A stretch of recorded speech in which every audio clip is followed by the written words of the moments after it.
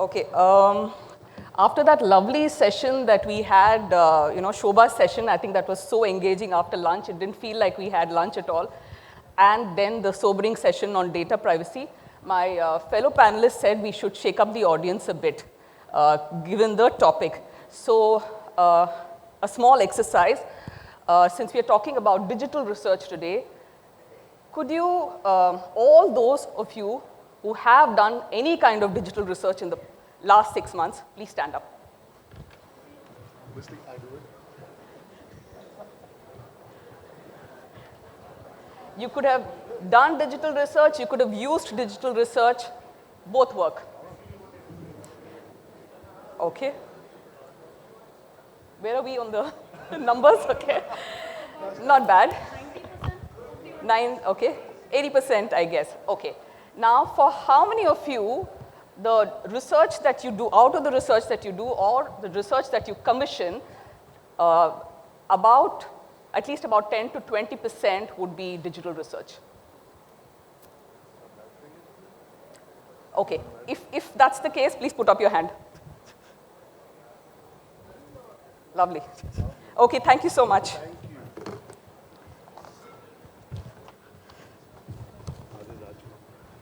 Okay, sorry.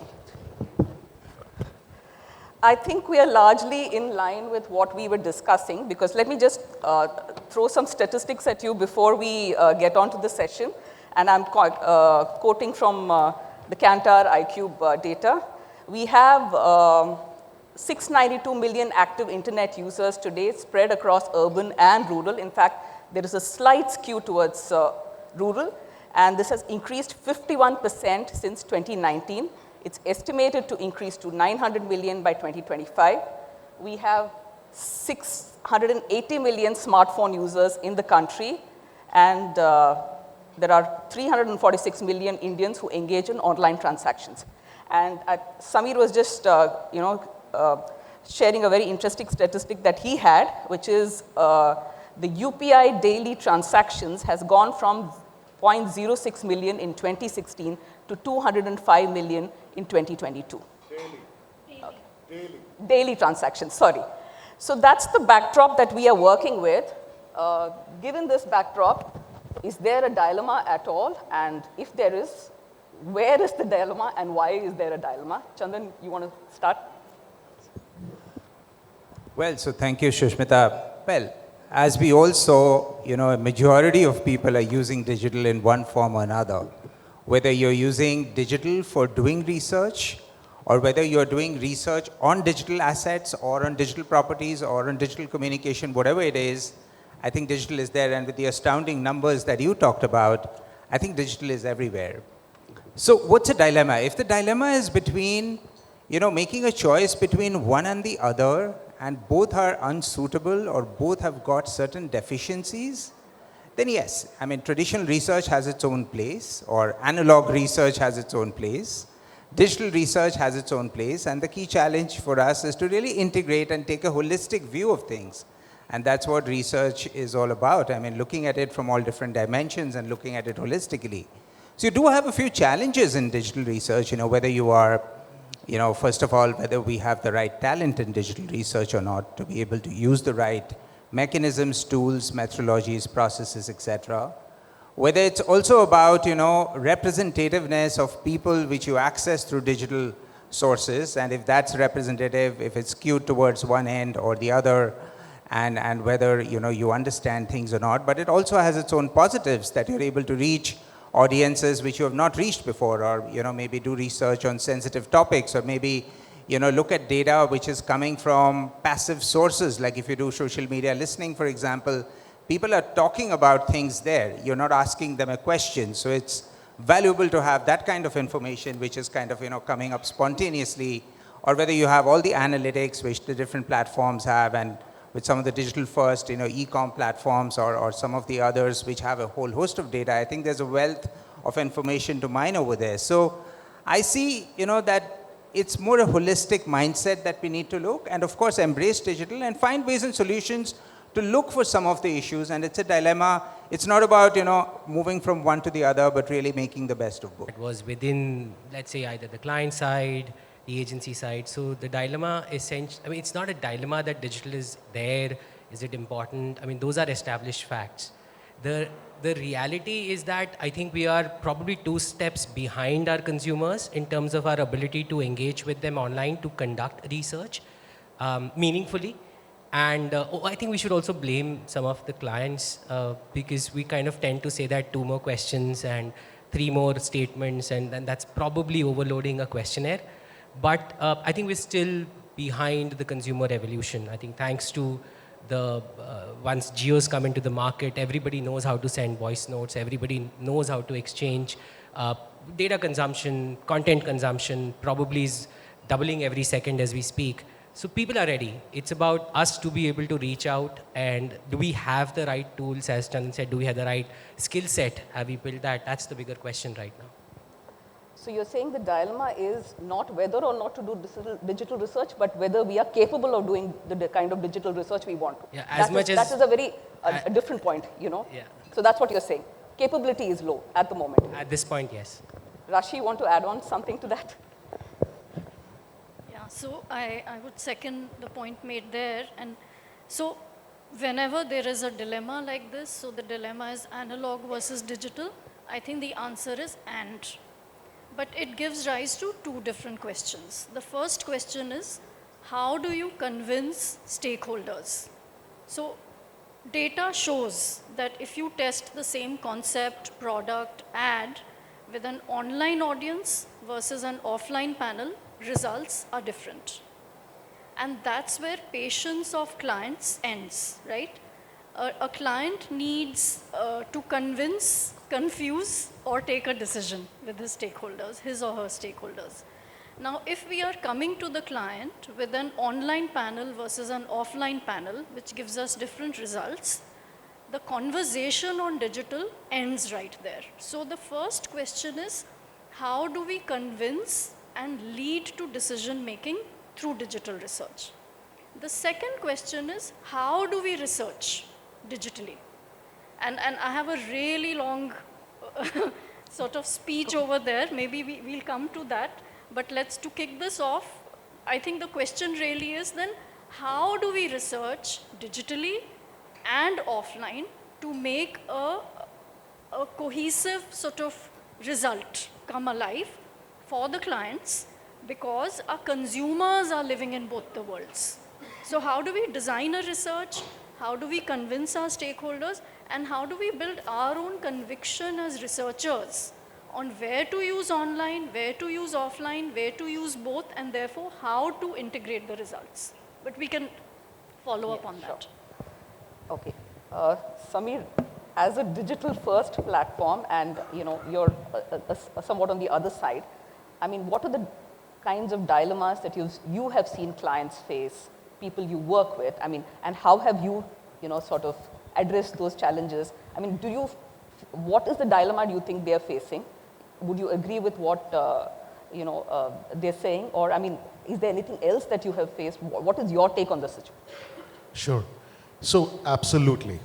All clients, agencies we work with, every partner we work with has the same questions, has the same challenges.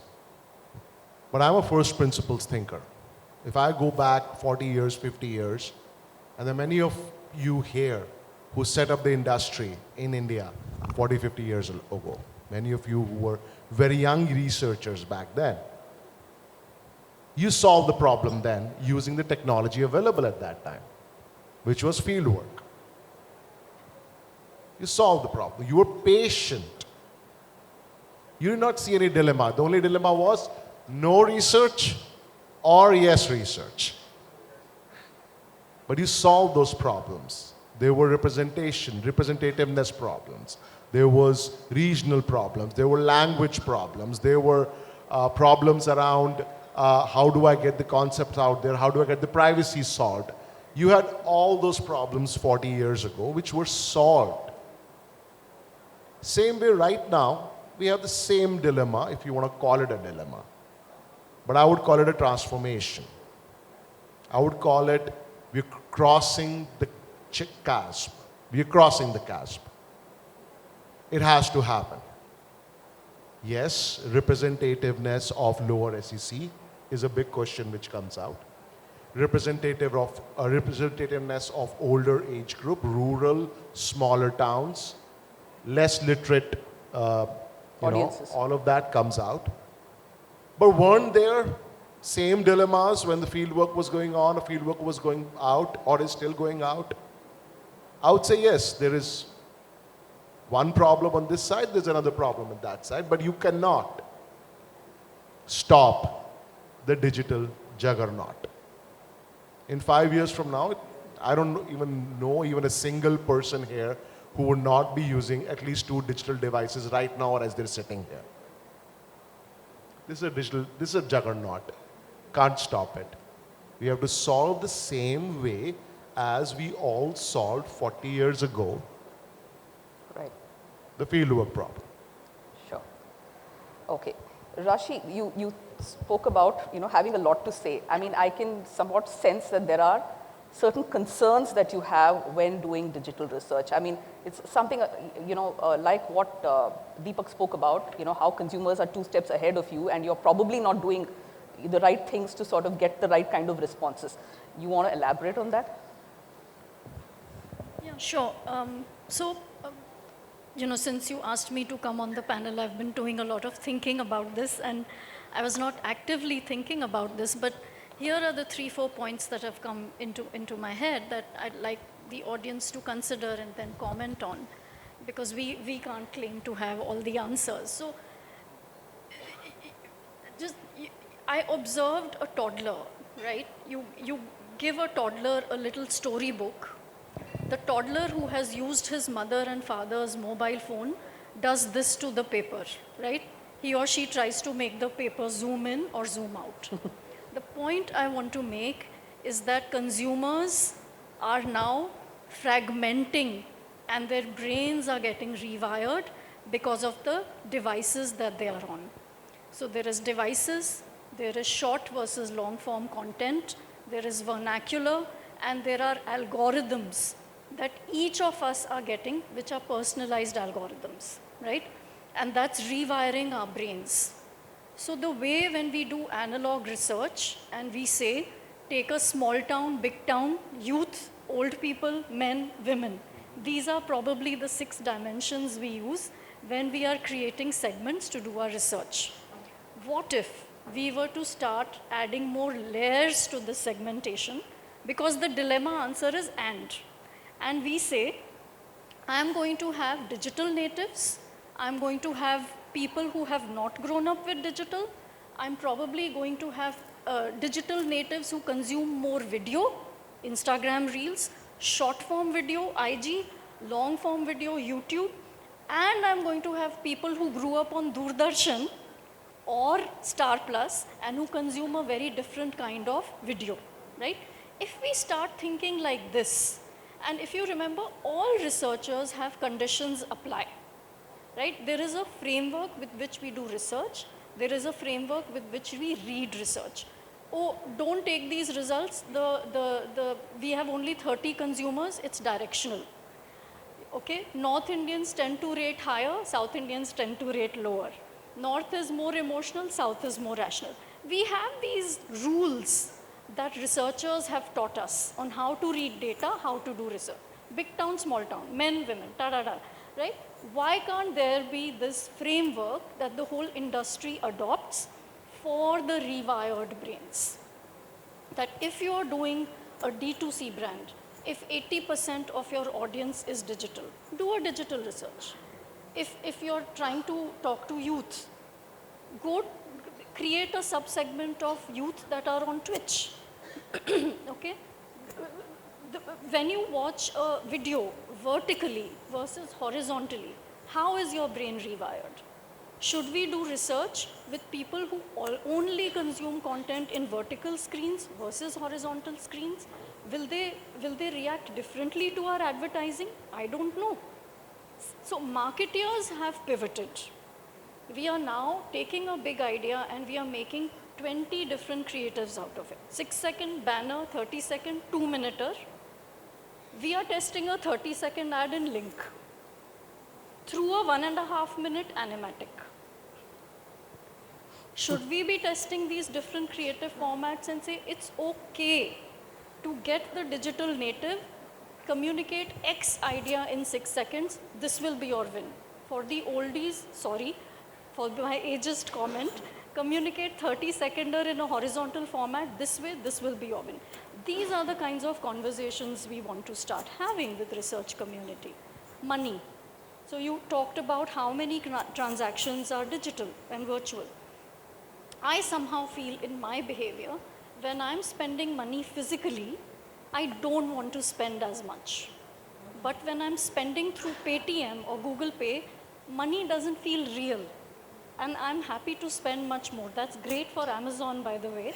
But, so where is the psychology? Digital money versus real money. Could we have industry frameworks on that that can guide marketers? Right. Great. I'll come back to you. I have a specific question for you. You want to add on to what Rashi said, especially considering the kind of, I mean, you do a lot of traditional, conventional research and digital. I mean, how? Well, it goes back to actually 3 fundamental questions. One is, who's the consumer? Who do we want to really talk to, or who do we want to really understand? Where and how could I find that consumer to get me the right understanding and the real understanding, linking back to the question or the objective that I had? And then how do I put it back in a framework that makes sense with norms, benchmarks, and other aspects that we need to look into? On the point about whether digital is representative or not, one is about the representation of the consumer who is today on some of our digital panels, or the data that we look at from passive sources. And there's a lot of meat in passive sources. I think the industry hasn't matured itself well enough to leverage the full power of analytics with all the digital data coming in. And maybe the research industry, actually, I would say the research industry is a little bit behind the digital industry. And I think the industry has to mature itself to get to that level. Often we do feel that measurement is behind what is happening on digital. And I think there's a room to get there. I think there are evolutions, there are some techniques, some methods, some processes, to test short form content, etc., like Rashi was talking about. Are they fully there? Do we have the right norms to read them? Do we do enough of that? Is that well democratized, socialized among everyone? I think there is room to go. But I think the more fundamental question is about, using digital as a means. Now, if you go back a few years, if you look at the Indian research industry, we have been with traditional research or face-to-face research for very long. Today, as a country, we also have the capability to do, face-to-face research. Many other countries have lost that capability. Today, if you want to do a face-to-face research in an European country or in North America, you would find it difficult to do it. It's not all that easy. So therefore, there's no choice over there but to go digital. And they actually, that industry moved through a phase where there were telephonic interviews in the middle. And in telephonic interviews, you have exactly the same issues. How much can you probe on a phone? If I call you and I don't know you, and I say hello, hello, and you do your basic open-ended questions, which we have all been used to in a very classical sense in research, you cannot probe much. So the data that you will get from a face-to-face probing versus a telephonic probing versus digital, where there is a lot of overclaim on close-ended questions. The numbers are very different, like Rashi said, offline versus online, and usually we find a lot of overclaim. They're very high, top boxing, etc. So there the industry has to find the right norms to be able to read those results. And I think some benchmarking, some fundamental work, some more maybe academic, quasi-academic work has to be done in order to get a deeper understanding of that. But telephonically, the kind of open-ended probe questions that you will get would be different from physical open-ended, and therefore digital is also different. You don't get much answers actually in an open-ended format. So that's the nature of how you use a certain data collection method. I think there is evolution that is definitely required. And I think it's up to us, as clients, as agencies, as marketeers, as the wider industry, to kind of recognize that there is a digital boom and we need to find a way to get there, to tap the full potential. If anything, it's only going to increase. You talked about 600, 700 million. In a few years' time, we'll have 1 billion or even more. And therefore, and people are spending more time there, influenced a little bit or perked up a little bit by the pandemic, but we are going to get more and more there. So we have to find the right ways and accelerate in that direction rather than, talking a lot about representativeness or not, and find solves to those kind of issues. Yeah. Do you want to elaborate on the pain points that you're currently facing on digital? I mean, the entire, they're all here. It's like a mandate that you send out to us. I'll have a lot of brickbats back at me, I guess. Okay, so let me ask everyone a question. How many of you follow our brand online? Brand online. Zomato. Do you listen to what we have to say on social media? I do. Right? Actually, lesser number of hands. I better see more in some time. Just go online and do that. Nonetheless, so the thing, one, it's very easy for us to look at what we call as performance marketing and look at the effectiveness of performance marketing in real time in terms of number of people who've actually clicked, number of people who've opened the app, gone ahead, placed an order, where, when, how, where, etc. We have all of that. What we don't have is how does my performance marketing and my social voice impact immediately what my brand personality started to shape, and is it going in the right direction in terms of the archetype that we want to evolve our brand into. A lot of brands, and proud to say that we're doing little justice to using social media in terms of communicating and talking to our consumers, are moving in that direction. There's a certain tone of voice, there's a certain mannerism, there's certain banter that goes on, and a lot of memes as well. But nonetheless, every brand will at some point start talking to consumers, start building their own digital personality, which in fact for us now, what we want to do is sort of reflect that back on the larger brand personality, because our digital personality is, social digital personality is a very, very hit personality. There's a lot of love that we've received, but I don't know, how do I understand the real impact? How do I understand that, hey, is it really changing? And is my social voice actually creating the kind of change? Or is it limited to few people who are actually following? Because it's not compulsory for all my consumers to actually look at that. So that's one bit of challenge that I think I am kind of facing. The second thing which we did talk about at some point was, I find a lot of new tech a very black box oriented approach. Sorry to say, but it's difficult to understand, and one of the reasons is there's a separate person probably trying to explain the product who's the business guy, and then the product guy probably doesn't look at it from the business perspective. So it's difficult to understand, evaluate, and every day probably from every part, every corner of the world, we get some or the other conversation starter that, hey, listen, we have something, do you want to talk to us about this? Sounds interesting, but yet a lot of question marks around how is it done? Oh, there is an algorithm. Please understand. Please help me understand. Right? So these are some of the key challenges that I sort of face, and pardon my ignorance if that is not the case.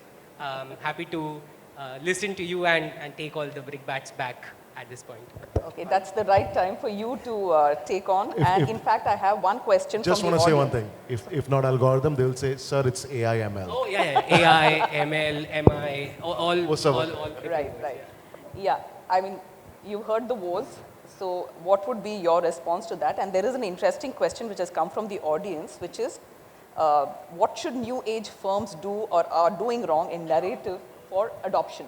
I mean, is their narrative maybe not there? I mean, that's a very good question. Yeah. It's a very good question. First of all, actually, I want to address some of these things. There are two dimensions to digital research. One is the representativeness, right? Which both of you talked about. But there's another dimension, which is what opens up as possibilities. That the fact you're on the mobile device of the consumer, and there is no middleman. That opens up completely new world of possibilities. Now I can actually do so many new things while I did not have that person ever available through the middleman, which was traditional research. And I have that person available 24/7 through her or his digital device. And definitely, so that's my first point. And for example, and I think we were going to cover this later, I don't know, can I talk about it, but for example, you talked about multiple media dimensions and things like that. Similarly, you will talk, there's so many of you will talk about product development, NPD. You'll talk about packaging, pricing, sizing. The speed at which that is now happening was unprecedented 10 years ago. Don't we have a need for agile research right now? To actually do product research, yeah, I know. I feel it, buddy. Product research, package research, pricing and everything. And how are you going to do it without digital? The question was, The question was, what should new age firms do or are doing wrong in their narrative for adoption? I think what we're doing wrong is we're focusing on representativeness. Every client always puts me towards puts me only one thing. आपके पास पुराने old age लोग नहीं हैं, आपके पास lower SEC नहीं है, आपके पास ये नहीं है. The problem is that's a solvable problem. Using NLP, using all of that technology, those are solvable. Our narrative should be the fact that I'm in the hand of Kavita in Kanpur. I can actually solve a lot of different problems within minutes. Sensitive data, remember. We just Okay, Kavita in Kanpur is something which... It's a persona. It's a persona. Important to clarify now. Okay, right after data protection. That brings me to my next question, and I'll be doing injustice to my current hat if I don't ask this question. You spoke about the mobile device being the best representative of your digital personality. So do you see passive tracking in that sense becoming an integral part of your research requirements? And I mean, are there any concerns on that? Don't smile for me. Well, I think we should embrace more and more passive understanding, of course, in a privacy and compliant manner, with the right kind of elements.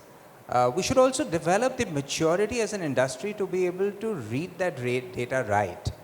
I think there is also some room over there, and I think it's both sides. We do not sometimes as clients feel that the data is representative or the data is right or the data can be read at directly or decisions can be taken. I think also the agency needs to, or the agency and the industry infrastructure needs to also evolve to help, people gain more understanding of the data and make it more transparent. One of the reasons why big data, AI, ML, and some of those elements, do not often find traction is that it's all black box and it's not transparent. Somebody is doing something to predict that this particular trend is going to go up. Let's say matcha tea is going to go up. Now, I don't know. But something is telling me matcha tea is going to go up. Now, do I trust it? Do I not? Do I take a decision on it? Do I put X investment behind it or not? I think we have to all generate that maturity. There are some who are doing it, who are getting it, who have very good models, but it's very important also to be able to dissect and see which one or two are the ones that really have strong roots. And we're talking about contemporizer roots, so which have the strong roots to be able to give us that confidence, to be able to give us the power to take those decisions and use that properly, rather than, and there are hundreds of them who would come and say and claim that I can do this, I can do that, there's big data that we have used, but we haven't found meaning out of it, right. And gone deeper, and we find lack of transparency from that angle. So I think the industry has to evolve to make it, more usable, readable. The right rigor has to also come in, the right norms, etc. have to come in.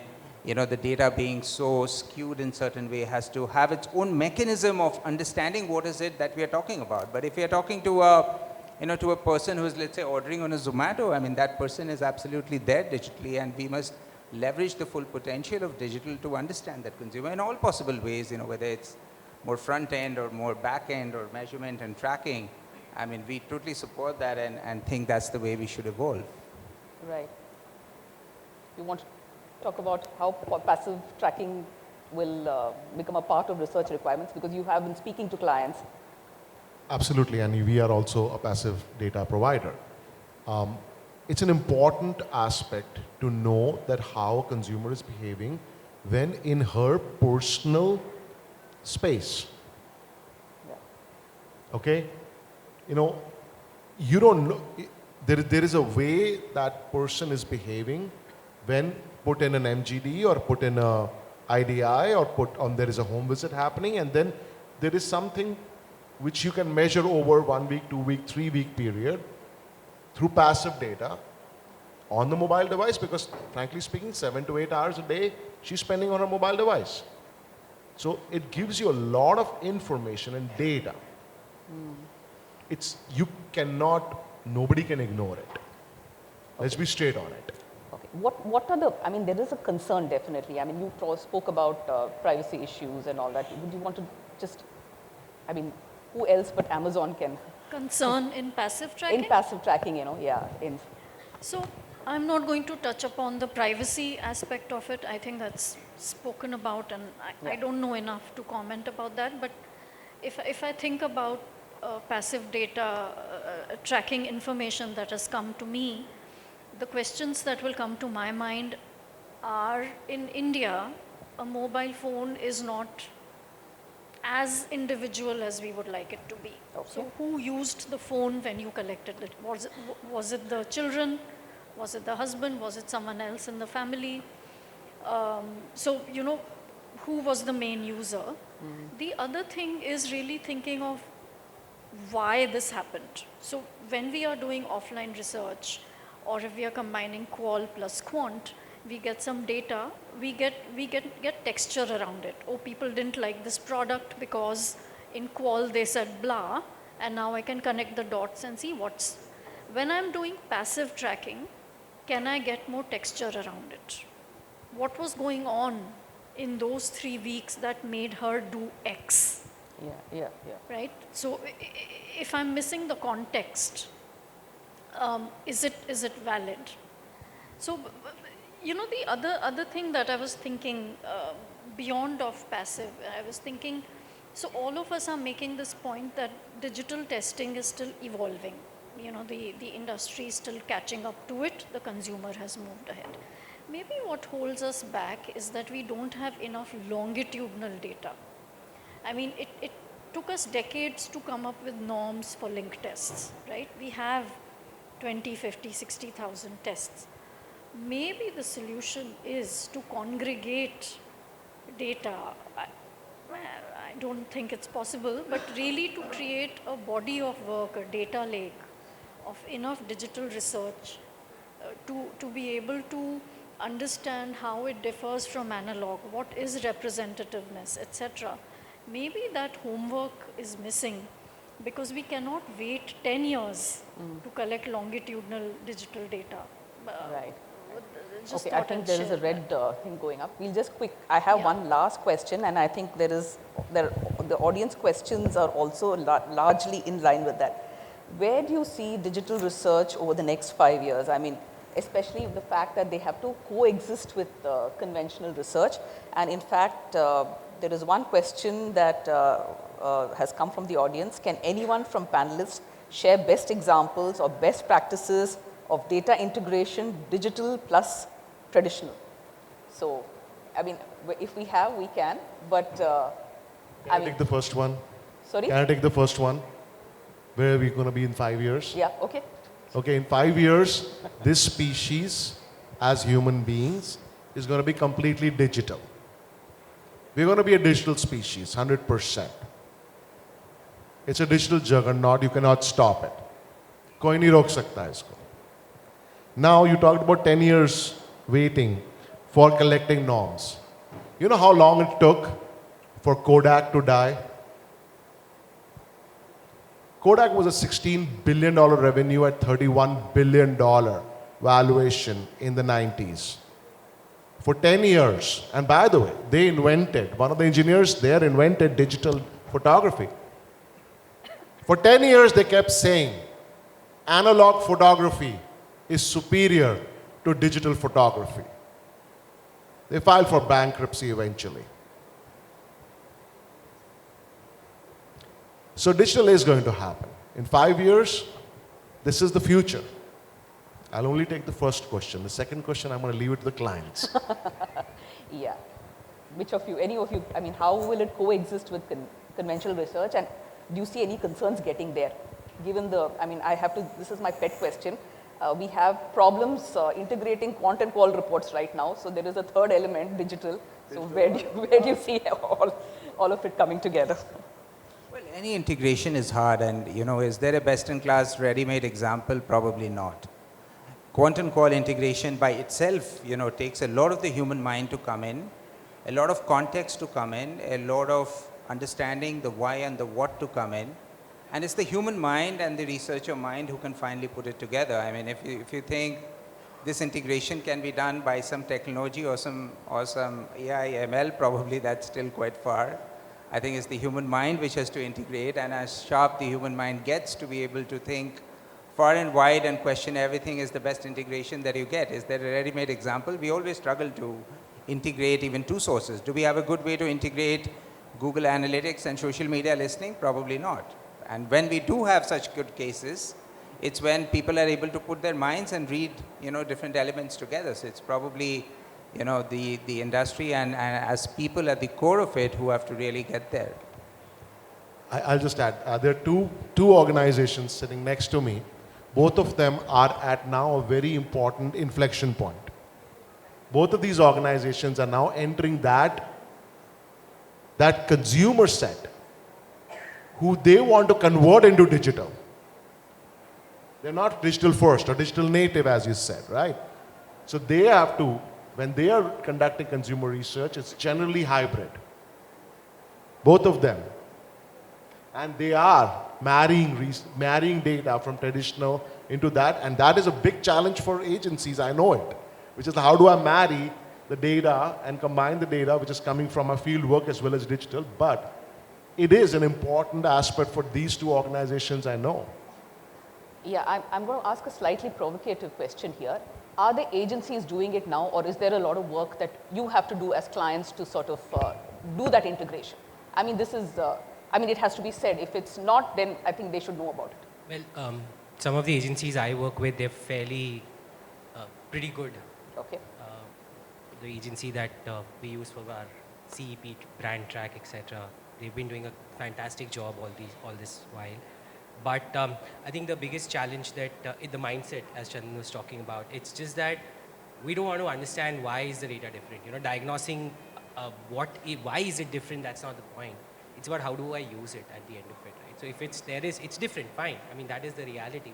So how do I utilize it? Therefore, what is the moti bath out of all of this is the important piece. And I've been thinking, we've been saying there is a digital, there's traditional. It's just difficult to understand why are we thinking of them in two different silos.